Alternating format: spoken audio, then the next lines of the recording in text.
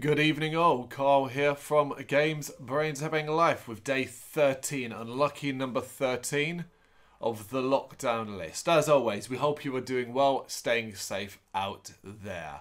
Follow the damn rules, we'll get through this a lot quicker that way. As you are now stuck at home, as we've been doing for the last 12 days, we are recommending you a horror movie that is available on most major streaming services, be it Netflix, Amazon Prime, Shudder, even the odd YouTube. A lot of these movies actually are available on the likes of YouTube and Google Play, normally for a small fee, often kind of cheaper than the streaming service monthly payment if you just want to watch this individual movie.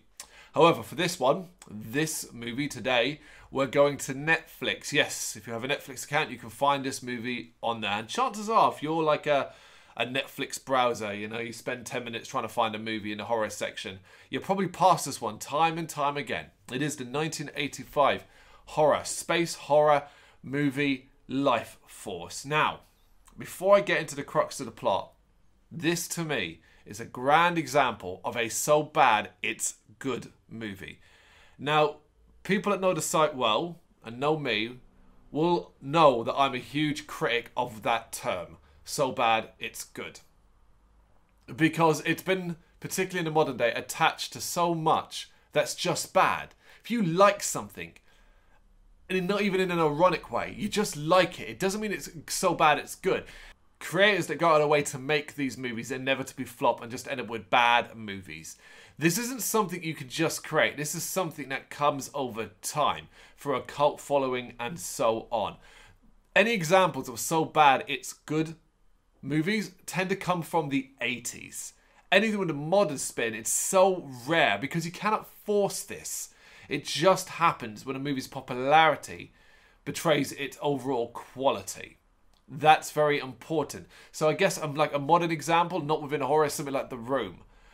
But it doesn't make it, like I said, it's ironically good in that sense. That's what people tend to do, and they attach it to just about everything that they like. Oh, I like that movie. It's so bad it's good. No, that's not how it works. It needs a far wider reach than that. But also, the movies that go out of their way to try and do this, just be like, we're going to be terrible, we're going to try and be funny about it, we're going to be winking at the camera, Deadpool style and stuff like that.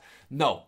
It's very rare you will actually manage to do that because it's an accident. The people that made so bad it's good movies didn't go out of their way to do this. They wanted and thought they were creating good movies. You can often tell just by the caliber of the cast, caliber of the effects, the story, how seriously it takes itself. Case in point, Lifeforce, a movie that takes itself very seriously but is batshit crazy. Oh my goodness me. Directed by Toby Hooper, the late Toby Hooper. Written by the late Dan O'Bannon. And based off the book, The Space Vampires by Colin Wilson. See already where I'm going with this. That is a double, the Dan O'Bannon and Toby Hooper, that should, if you know your horror, get you excited. And then to be based off a book, which I don't know the book, The Space Vampires by Colin Wilson. The book is called The Space Vampires. There's a big clue. But all of that isn't enough because we have a cast that includes the likes of Peter Firth, Patrick Stewart, and Matilda May, who basically spends a large portion of this movie naked. So you're going to get your jollies there if that's such a jam. The story begins in space where the crew of the shuttle Churchill basically discover a gargantuan spaceship hidden in a coma of Halley's Comet. And in it, they explore and find like man-sized bat creatures which are all dead inside, as well as the bodies of two men and a woman, which happens to be Matilda May, inside glass containers. The trio are naked, they're in suspended animation, so the Churchill crew take them back to Earth. En route, the ship loses contact with their base, and a rescue mission is sent. Once there, the rescuers arrive and discover that the ship is mostly destroyed by a fire and all the crew are dead. They find the 3 alien bodies who are all perfectly preserved as well, so taken back to London. Once there, the bodies are removed from their cases.